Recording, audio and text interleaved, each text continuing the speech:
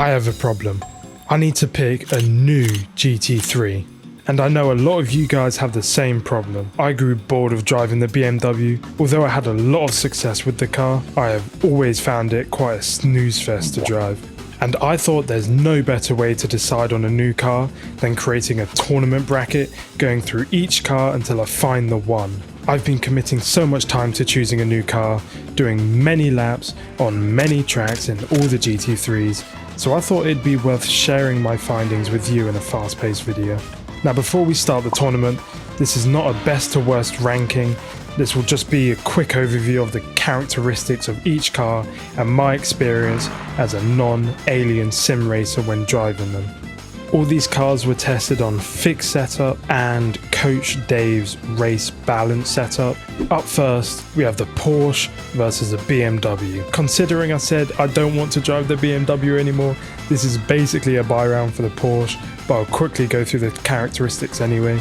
Now the Porsche, I love it.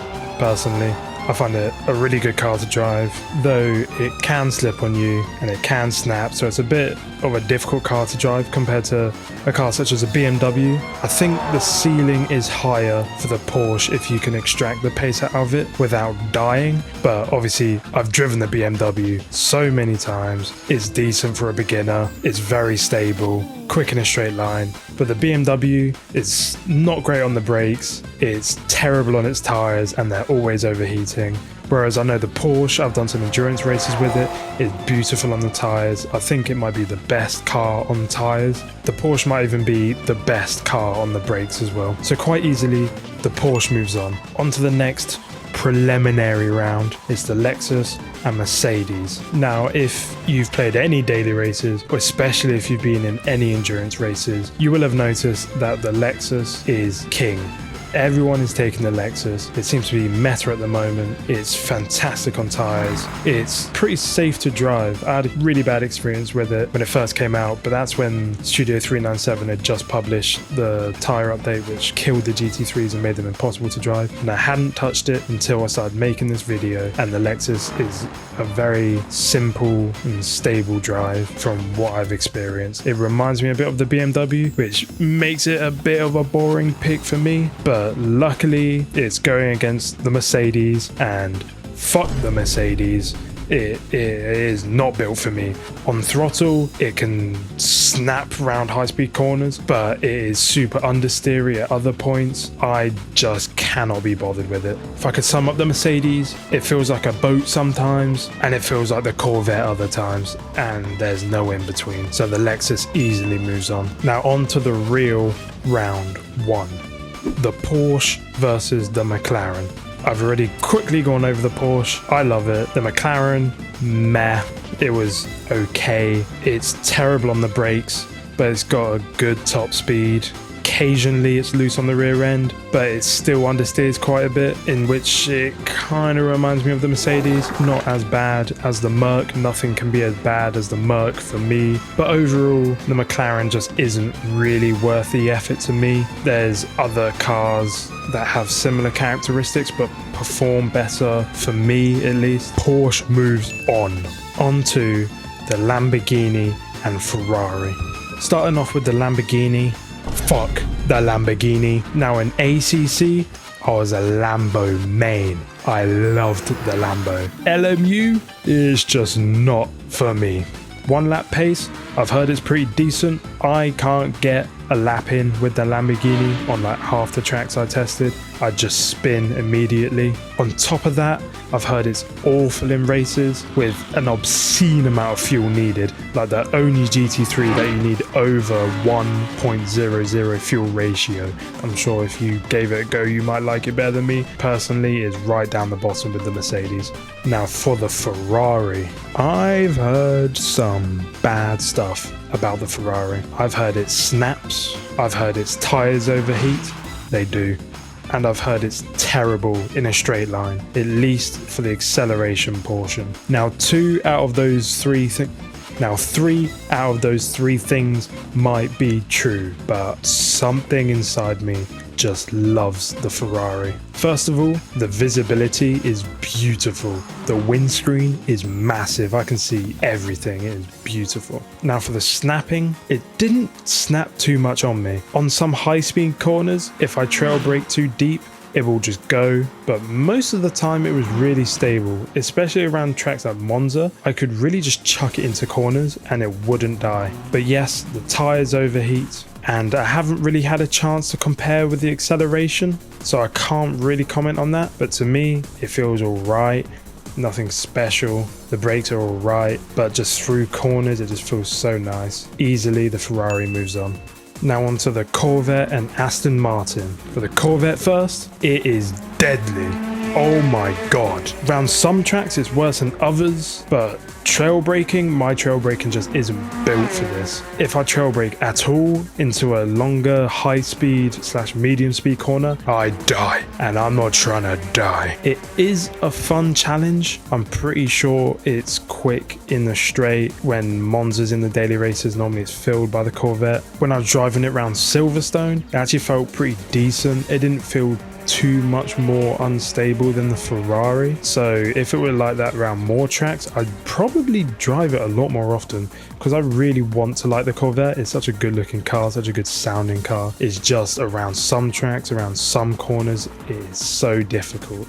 Now for the Aston Martin, visibility, it's poo. Is understeer on throttle as well. At least on default setup, you put on the throttle, you're going straight on. On Coach Dave's setup, they had to really stiffen that rear end to stop that understeer, but all it does is just make it that bit more sketchy on throttle when exiting slow speed corners. So it's either understeer into the gravel or oversteer into the gravel, or if you're good enough to deal with it, like, go ahead, but I'm not trying to deal with it. But it wasn't slow. I've heard it's quick in a straight line, and back in the day in ACC, I was so excited to drive the Aston Evo, but they never added it. I got over to LMU and it's just such a meh experience. Interior looks doo-doo, visibility is doo-doo, understeer is doo-doo, but it sets decent times. So if you want a more stable car, and Aston Martin's quite a decent one. Because it's going up against the Corvette, it easily goes through. Onto the Mustang versus the Lexus. I'm not going to waste your time. This is easy win for the Mustang. Now if you like the BMW, you'll like the Lexus. I wanted something a bit more exciting and a bit more fun, and the Mustang brings exactly that. Round mid to low speed corners, it can start slipping, but that's because the front just has so much grip. It's unbelievable. When going from a car like the BMW to the Mustang, I couldn't believe how much the car just turns. But again, because of its really good mechanical grip, it has a tendency to start sliding on you. But despite that, I was immediately on pace. In fact, I was quicker than I ever was with the BMW within about 20 minutes of driving it. Another criticism of it was that the visibility, again, was doo-doo.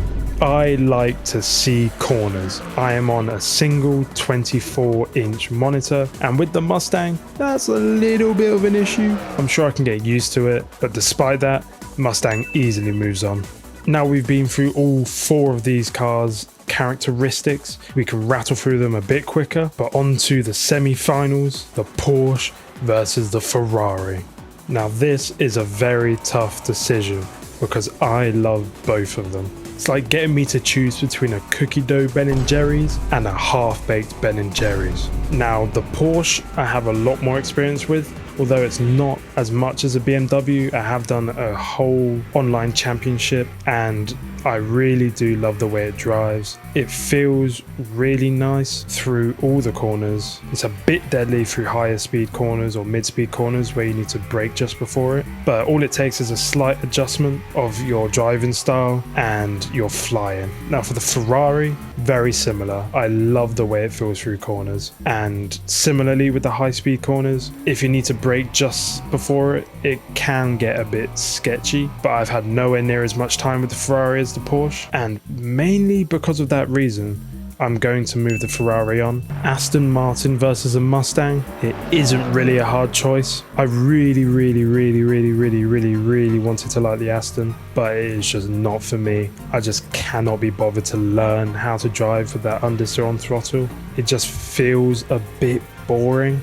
Nowhere near as boring as a BMW, don't get me wrong, but I just can't really be bothered to learn it when cars such as a Ferrari, Porsche and Mustang are just a bit more exciting. The Mustang, I'm not gonna lie, I'm just absolutely in love with. It's just such a fun challenge, such a unique challenge, and mainly for that reason I'm gonna move it on, because I am faster with it and it's more fun to drive. It's a no-brainer really. Now here we go. We've narrowed it down to the final two. I had so much trouble picking between these two because they were so much fun, and whichever one I don't pick, I'll definitely be driving in the future. But for now, I have to commit to one. A thing that the Ferrari has over the Mustang immediately is the visibility. In the Mustang, I can see nothing. All I can see is that fat bonnet. Now the Ferrari overall feels more stable, but when it snaps through those high-speed corners, it snaps and there is no catching it. Now the Mustang does have that occasionally, but more so it slides during those medium to low speed corners just because of how much grip it has, but it's definitely more controllable than those high-speed snaps. Because of that, I can really tame it through those medium to low speed corners. If you guys can tame a car through those medium to low speed corners, sort of having to keep the wheel a little bit straighter, sometimes even straighten it completely, something I've never really got to experience before, because I always tend to go for the more understeery and safer cars or setup, but it's so much fun. I feel like prime UCOG in the Mustang. I'm not gonna lie, I think the deciding factor is low-key the aesthetics of the car.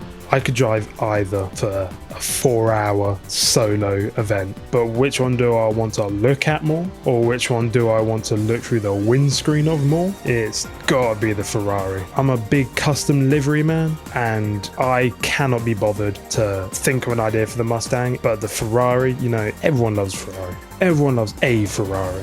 So for that reason, I'm going to choose the Ferrari.